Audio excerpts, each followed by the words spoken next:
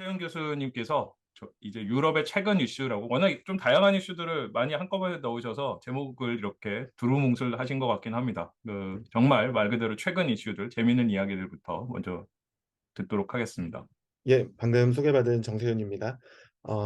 진짜 축구랑 제조업이랑 에너지 이슈를 다 다루려다 보니까 제목이 진짜 마땅치가 않더라고요. 그렇다고 그거를 다 쓰기도 뭐하고.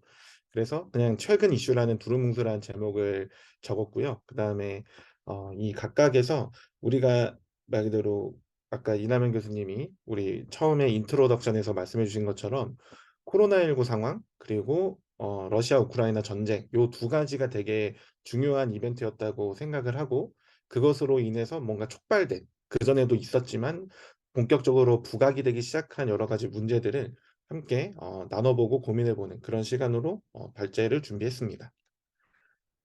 네, 그래서 오늘 제가 말씀드릴 내용의 목차를 보면은 일단 코로나19 이후에 유럽의 프로축구가 뭔가 바뀐 부분 또 그리고 그게 어떻게 촉발돼서 더욱더 두드러지게 나타난 어떤 변화들 이런 것들에 대해서 말씀을 드릴 거고요.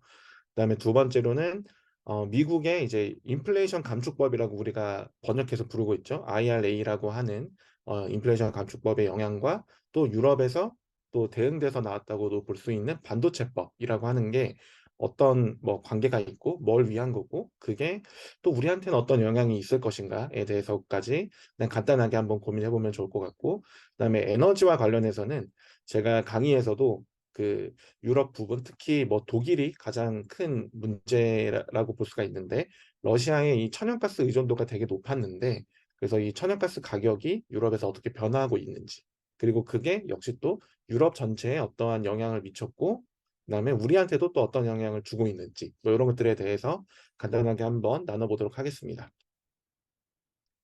그럼 먼저 이 코로나19 이후에 유럽의 프로축구가 어떤 변화가 있었는지를 간단하게 살펴보도록 하겠습니다.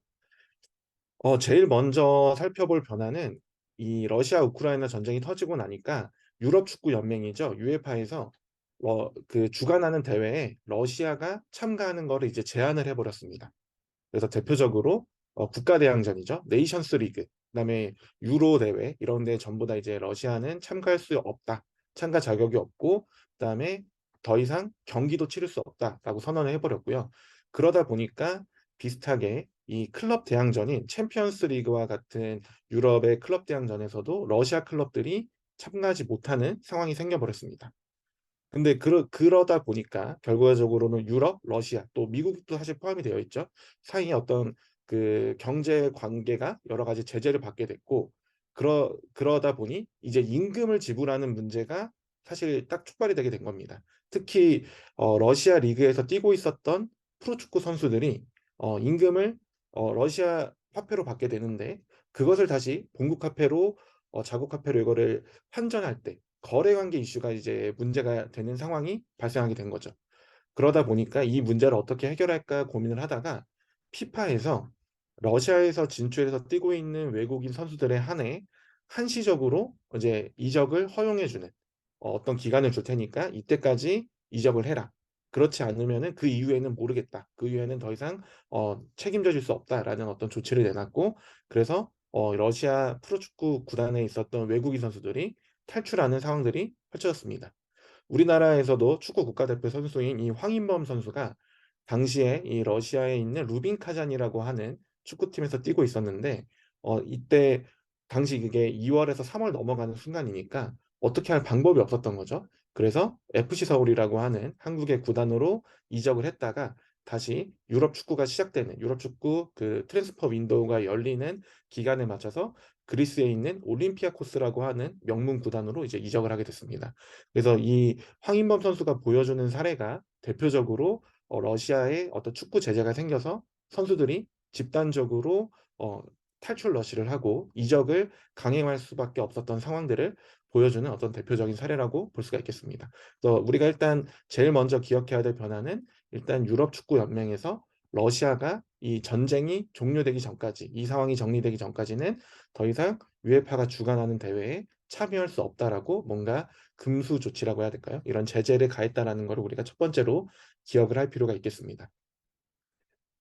그다음에 두 번째로도 이게 연관된 내용인데 영국 정부에서 러시아 자본으로 인해서 사업을 하는 걸, 비즈니스 하는 걸 이제 제재하기 시작한 거죠. 대표적으로 이 러시아 석유 재벌인 로만 아브라모비치가 첼시의 구단주였는데 첼시를 이제 매각을 하게 됩니다. 그래서 첼시를 매입하게 된 분은 미국의 이제 사업자인 뭐 이게 두 가지 이름으로 있더라고요. 토드 보엘리라고 읽기도 하고 토드 볼리라고 읽기도 하는데 이 사람이 여러분들 잘 아시는 것처럼 LA 다저스의 공동 구단주죠.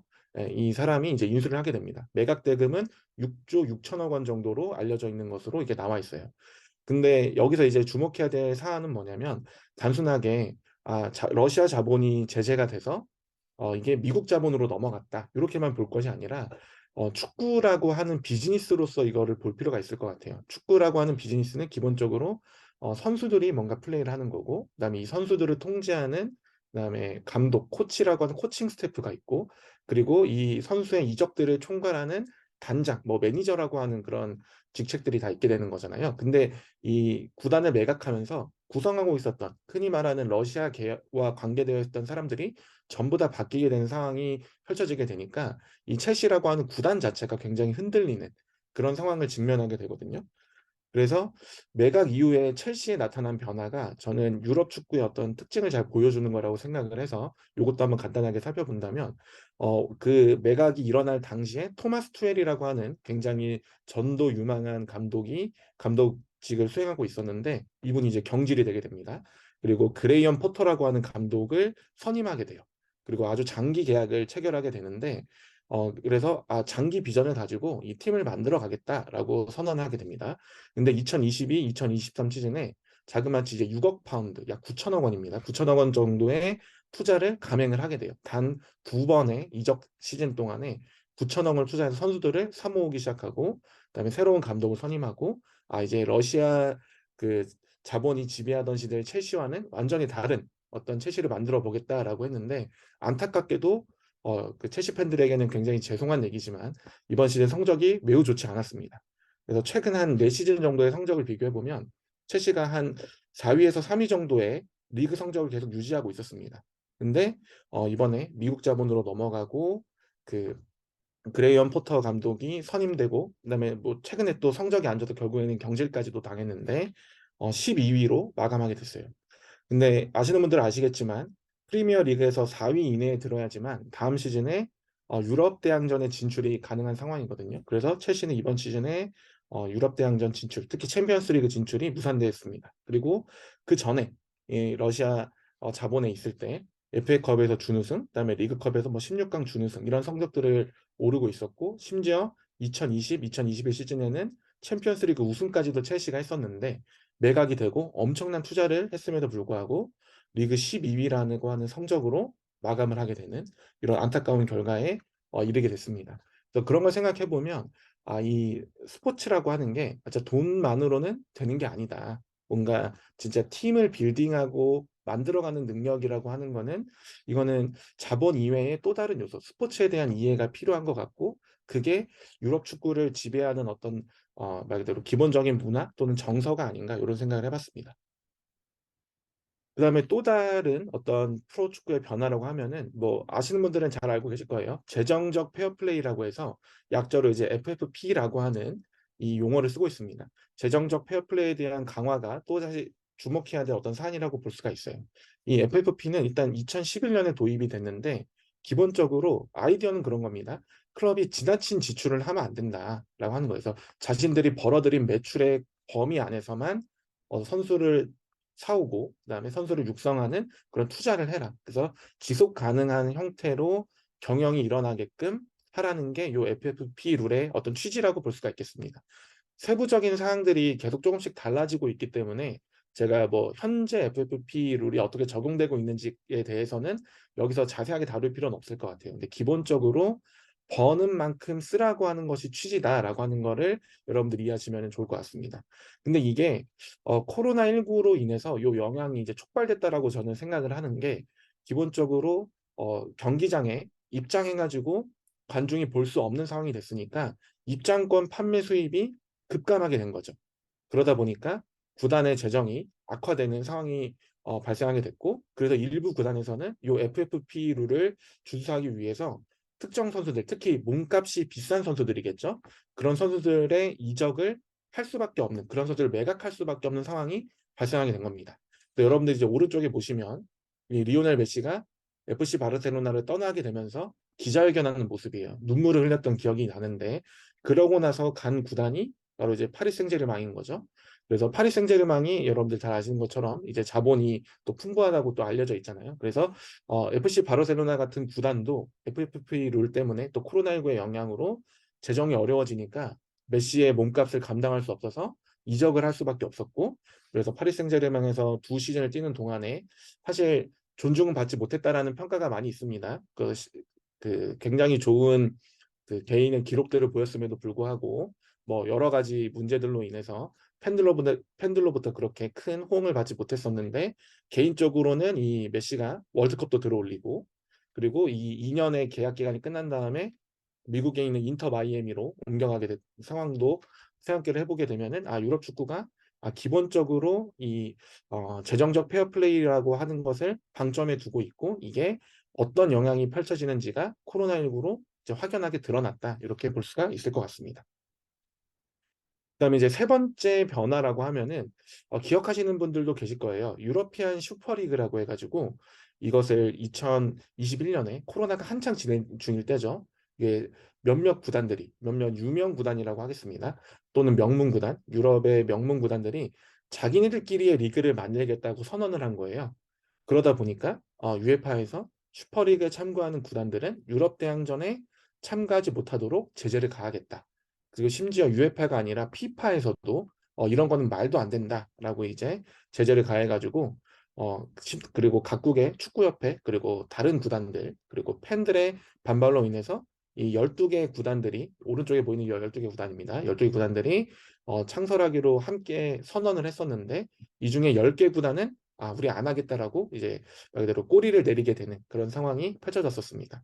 근데 남아있는 두 개 구단이 어딘지는 제가 굳이 말씀드리지 않겠지만, 뭐 제 수업에서도 제가 몇 번 말씀드렸는데, 특정 리그에서는 이 그 입장권 수입 같은 거, 말대로 중계권료 수입 같은 거를 대부분 공정하게 분배하는데, 어떤 특정 리그는 두 구단에게 몰아주는 어떤 리그가 있습니다. 그 리그에서 그 두 구단의 그 혜택을 받고 있는 두 구단이 여기에서도 탈퇴하지 않겠다고 끝까지 선언을 한 거죠. 어떻게 보면 자기네들의 바게닝 파워를 그렇게 과시한 거라고 저는 생각하기도 합니다. 근데 어쨌든 현재는 이 슈퍼리그는 더 이상 진행되지 않고 있는, 현재는 펜딩되어 있는 그런 상태라고 보시면 되겠습니다. 그래서 어떠한 종류의 비판들이 있었느냐? 결국에 일부 유명 클럽들이, 명문이라고 하는 클럽들이 지속적으로 자기네들끼리 많은 수입을 확보하겠다라는 그 수입 목표, 비즈니스 관점에서만 이것을 했다라는 게 가장 큰 비판이었고요. 그리고 이게 결국에는 어디랑 부딪히느냐? 스포츠라고 하는 것이 무엇이냐라는 거에 부딪힌다고 보는 게 가장 적절할 것 같아요. 스포츠에서 기록이 의미 있는 이유는 상대방도 최선을 다해주기 때문인 거잖아요. 상대방도 최선을 다해서 경쟁을 하기 때문에 내가 이긴 기록, 내가 득점한 기록, 그다음에 내가 우승한 기록이라고 하는 게 의미가 있고 존중을 받는 건데, 이렇게 자기네들끼리의 리그를 만들어서 심지어 우승을 할 수도 있지만은 패배했을 때 강등도 없고, 이러면 이게 과연 스포츠인가? 이거는 전형적인 비즈니스가 아닌가라고 하는 어떤 비판에 직면하게 된 겁니다. 그리고 이 또 다른 관점에서 생각해 보면 결국에 프로축구라고 하는 것도 하나의 컨텐츠인데, 이 12개 구단, 또 처음에는 20개 구단에서 만든 20개 구단이 모여서 한다고 했었습니다. 8개 구단들 더 참가하라고 했었는데, 이 구단들끼리만 경기를 자주 하게 되다 보면은 결국에는 희소성이 떨어지게 되고, 컨텐츠로서의 매력도가 과연 얼마나 유지가 될 것인가에 대해서도 이 산업적으로 봤을 때는 우리가 의문부호가 따를 수밖에 없게 된다라고 하는 거죠. 그러니까 이런 여러 가지 비판들이 있었고, 그다음에 이거에 참가했던 그 구단의 어떤 감독이 이런 얘기도 했었습니다. 우승하고 그다음에 승격하고, 그다음에 패배했을 때 강등하는, 이러한 승패에 대한 존중이 없는 축구 리그가 이게 과연 축구냐? 그거는 축구가 아니다라고 극단적으로 얘기했었던 어떤 감독도 있었는데, 이게 저는 유럽 축구가 기반적으로 기반을 두고 있는 승강제를 위배하는 것이기 때문에, 이거는 애초에 제시됐을 때부터 전형적인 비즈니스 마인드였다라고 생각이 들고 유럽 축구의 어떤 문화를 이해하지 못했던 어떤 조치가 아닌가라는 생각이 듭니다. 네, 이렇게 우리가 유럽 축구와 관련된 내용들 간단하게 살펴봤고요. 그다음에 두 번째로 살펴볼 거는 미국의 인플레이션 감축법 그리고 유럽의 반도체법과 관련된 이슈를 간단하게 살펴보도록 하겠습니다. 여러분들 잘 아시겠지만 미국의 이 인플레이션 감축법은 기본적으로 코로나19로 인해서 발생한 인플레이션을 줄이기 위해서 그다음에 기후위기에 대응하고 그리고 헬스케어 관련된 비용을 절감하고 그다음에 기업들이 어쨌든 세제 혜택 같은 거를 제공하기 위해서 약 7,730억 달러 이런 연방 자금을 투입하겠다라고 선언한 어떤 법안이라고 보시면 될 것 같습니다. 그래서 기후위기에 대응하기 위해서 예를 들자면은 태양광, 풍력 이런 신재생 에너지에 투자하겠다라고 하는 거고요. 그다음에 흔히 현재 미국에서 그 대통령과 관련되어 있는 그 정당들은 헬스케어 관련된 비용들을 지원해 주는 거를 목표로 하고 있잖아요. 그래서 헬스케어 관련된 비용을 절감하기 위해 얼마를 또 지원해 주겠다. 그리고 미국에 투자하고 미국에서 제품을 생산하고 있는 기업에 보조금을 지급하겠다라고 하는 여러 가지 그래서 경제를 성장하고 일자리를 창출하겠다라고 하는 게 어떤 큰 세 가지의 꼭지라고 볼 수가 있겠습니다. 그리고 미국에서도 이 반도체법이라고 우리가 부르고 있는데 Chips and Science Act라고 부르는 요 법안도 마련을 했고요. 그래서 미국의 국가 경제 그리고 안보에 기여하는 반도체 기업에게 역시 막대한 규모의 보조금을 지급하겠다. 그리고 미국 중심으로 반도체 공급망을 재편하고 그리고 중국을 배제하겠다라고 하는 이런 취지의 어떤 법안들을 제시를 했습니다. 근데 그러다 보니까 한국에 있는 기업들이 어떤 영향을 받게 됐느냐? 결과적으로는 이 미국의 인플레이션 감축법이 미국 내에서 생산을 하라는 그런 압력으로 작용이 되는 것이기 때문에 어떻게 보면은 무역 장벽으로서 기능을 하게 됐고 그러다 보니까 미국에 진출하려고 하는 한국의 전기차 업체, 뭐 일본도 마찬가지일 것 같아요. 그러면 그 흔히 말하는 연합에 있는 연맹에 있는 국가들조차도 미국에 진출하려고 할 때 여러 가지 제재를 받게 되는 이런 상황이 펼쳐지게 됐다라고 볼 수가 있겠습니다. 근데 이게 중요한 거는 유럽에서도 비슷한 법이 있다라고 하는 거예요. 유럽의 반도체법이라고 우리가 이름을 부르는 건데, 유러피안 칩스 액트라고 이렇게 부르고 있는 겁니다. 그래서 기본적으로 유럽 반도체를 지금은 생산의 9% 정도만 유럽이 담당을 하고 있는데, 20% 정도까지 이 생산량을 늘리겠다라고 하는 거고, 그다음에 최근에 코로나19가 터지면서 반도체 수급이 불안정했었던 이슈가 있잖아요. 그러니까 유럽 안에서도 반도체 공급이 가능하게끔 뭔가 요 체제를 바꿀 필요가 있겠다. 그래서 유럽 내에서 반도체 관련 일자리도 창출하고 그다음에 이거를 바탕으로 경제도 성장을 하고 그리고 이것을 바탕으로 해서 기본적으로 외국에 있는 실제 생산이 가능한 업체들을 유럽으로 어, 데려오겠다. 유럽에 진출할 수 있게끔 투자를 유도할 수 있는 여러 가지 세제 혜택을 제공하겠다라고 하는 게 유럽 반도체법의 어떤 핵심이라고 볼 수가 있겠습니다.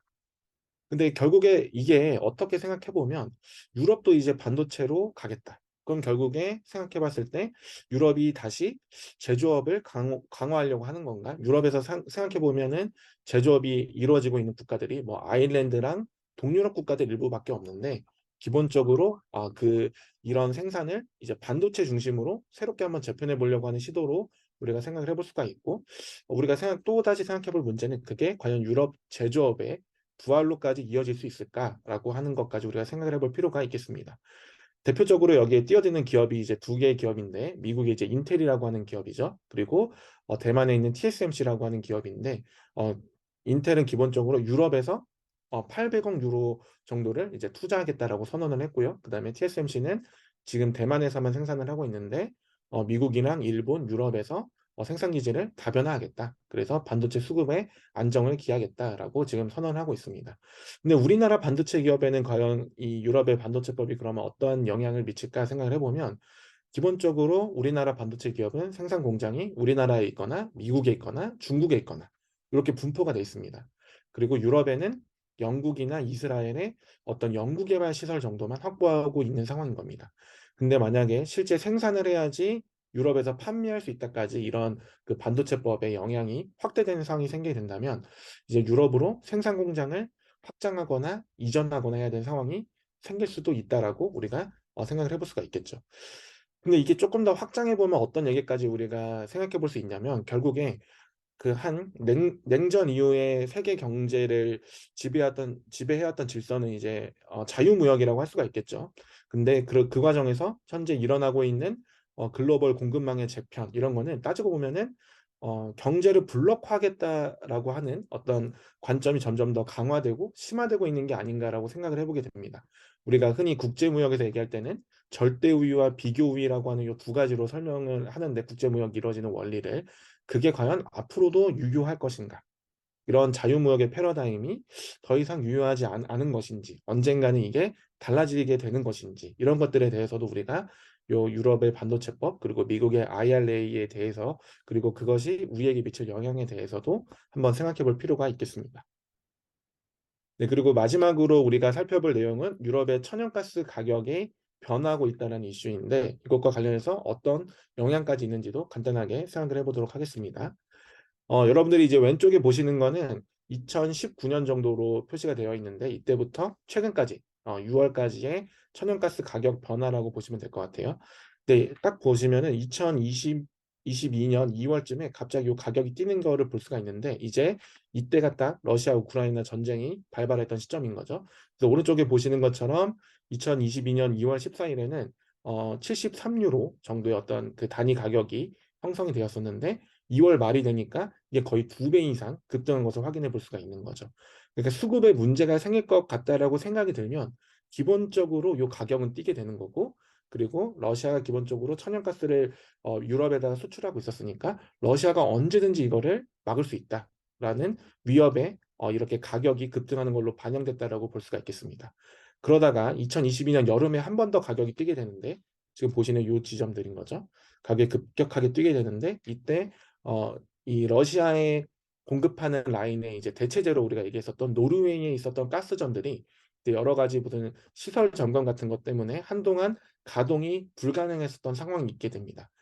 그리고 나서도 언제까지 이게 수급이 안정될지 모르는 상황이 되니까 그거는 7월에 있었던 일임에도 불구하고 8월 말쯤에 가니까 이게 339유로, 340유로에 육박했었던 가격까지 가격이 상승한 것을 볼 수가 있죠. 그 정도로 유럽의 천연가스 가격이라고 하는 게 한동안은 계속 안정적인 가격을 유지하다가 코로나19가 터지고 그리고 러시아 우크라이나 전쟁이 터지게 되면서 이 가격이 아주 급등 급락을 직면하게 되는 그 불확실성이 그만큼 커지게 된 상황이 나타났다고 볼 수가 있겠습니다.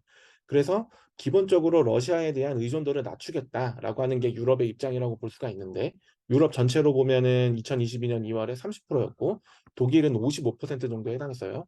근데 이거를 이제 수입원을 다변화하면서 그래서 다른 데서도 많이 가져오겠다라고 했었고 결국에 그러면은 이 천연가스를 파이프라인이 아니라 LNG 형태로도 수입하겠다라고 하는 의사가 드러났고 그래서 미국에서 많이 수입했다라고 알려져 있죠.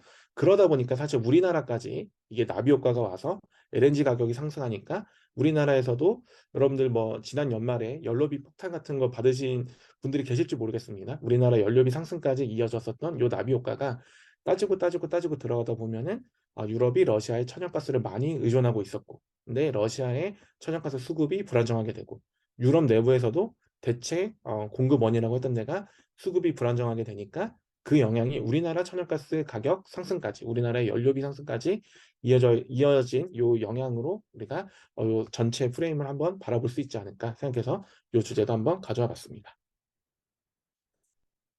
그래서 우리가 한번 생각해 볼 주제, 여러분들이 한번 고민해 보실 만한 주제를 한번 던져본다면은 스포츠 산업, 그리고 컨텐츠 산업으로서 어떤 비즈니스 모델을 얘기할 때, 과연 이 스포츠 산업, 컨텐츠 산업이 매출액, 그리고 비용을 또 구분한다면 고정비, 변동비로 구분할 수 있겠죠. 이것들이 이 스포츠 산업, 컨텐츠 산업에서는 어떠한 비중을 가지고 있을까? 어디는 매출액에 대비 고정비가 너무 높지 않은가?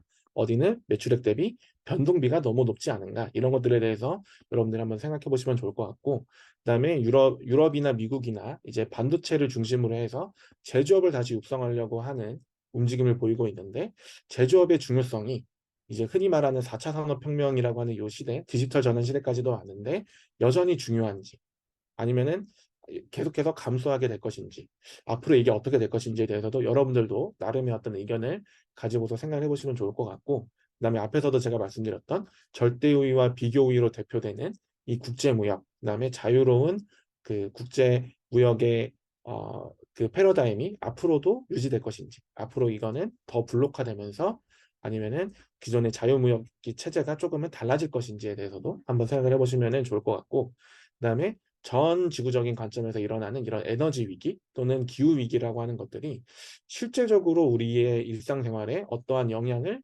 미치게 될 것인지에 대해서도 한번 생각을 해보시면 좋을 것 같습니다. 네, 이렇게 발제를 마치도록 하겠습니다. 네, 감사합니다.